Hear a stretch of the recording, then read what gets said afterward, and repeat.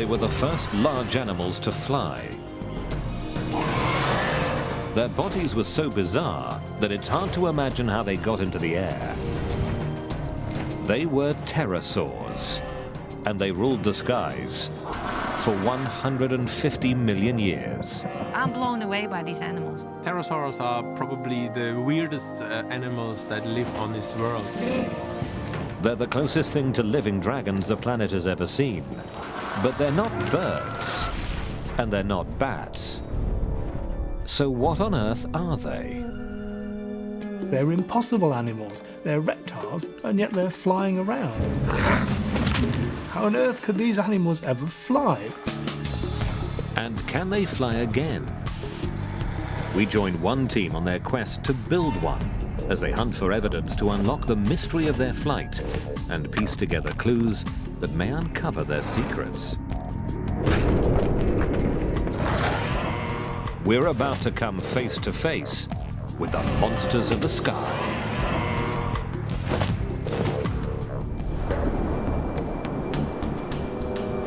"100 million years ago, the Earth was a place in which many strange monsters swam and roamed.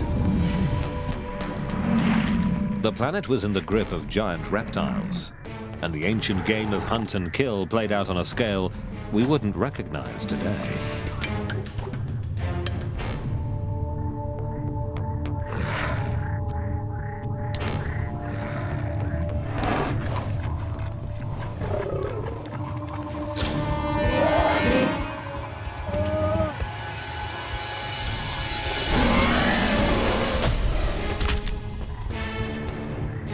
But there was another dimension to this world, one that's often overlooked, but in many ways is even more remarkable. Our planet was also home to some incredible and mysterious creatures. Flying reptiles, some of them bristling with teeth. Pterosaurs.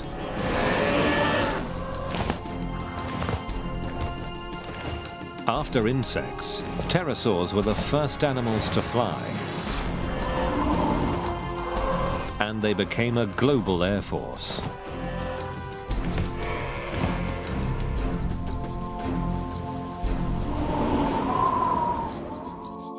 Pterosaurs appeared abruptly in the fossil record 220 million years ago.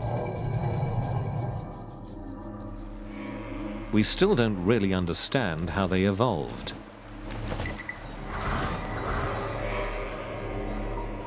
But we do know that after they arrived, they spread around the globe, undergoing some of the strangest costume changes in the history of life.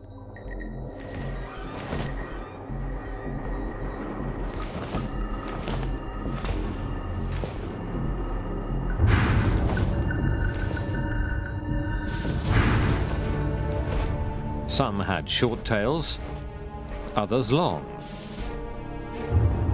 Some were as small as a sparrow. Others were giants.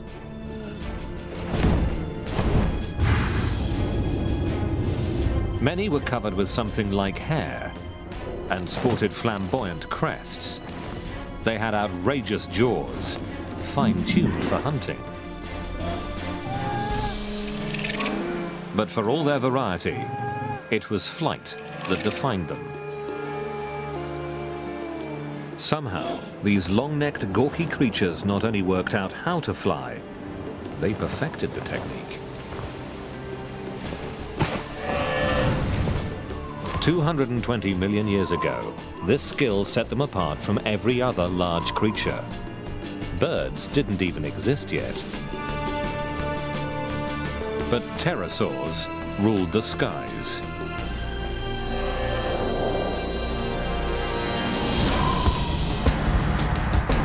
We're only just beginning to solve the mysteries of their reign. What was it like in the world of the pterosaurs? How big did they get?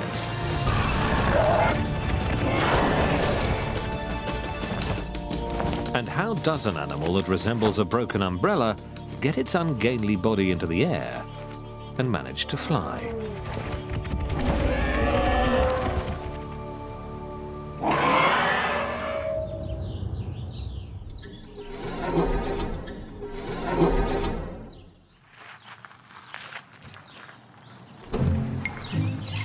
Hi, guys. Hey, Margot.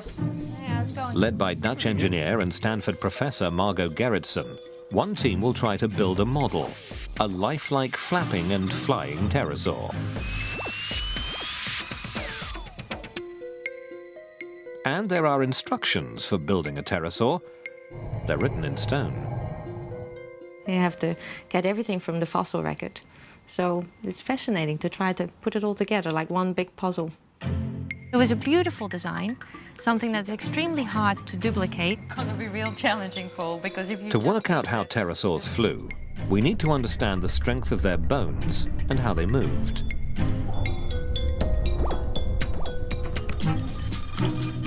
We also need to work out the shape and construction of their wings and how they flapped to create lift and thrust to power their flight. The Stanford model is in its early stages, more aircraft than animal. But gradually, it'll become more realistic as the team first builds it and then tries to keep it in the air. 5, 4, 3, 2, 1. Here we go. Their goal is to uncover the flight secrets of the first large animal to take to the skies.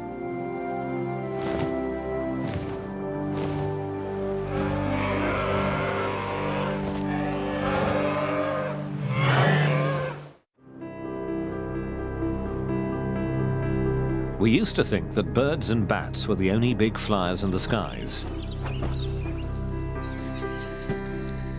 But a strange discovery near Solnhofen in Germany shattered this myth. This limestone quarry turned up clues about life in a shallow lagoon 150 million years ago.